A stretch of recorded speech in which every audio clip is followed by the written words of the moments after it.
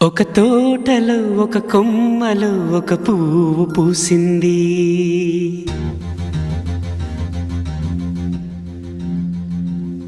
మహారాణిలా మహాలక్ష్మిలా ఆ పువ్వు నవ్వింది.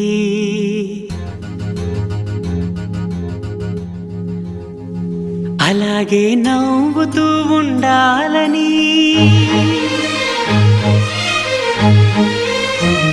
అలాగే నవ్వుతూ ఉండాలని నింగి నేల వాగు వంక చెట్టు చేమ గువగూడు ఆశీర్వదించాయి.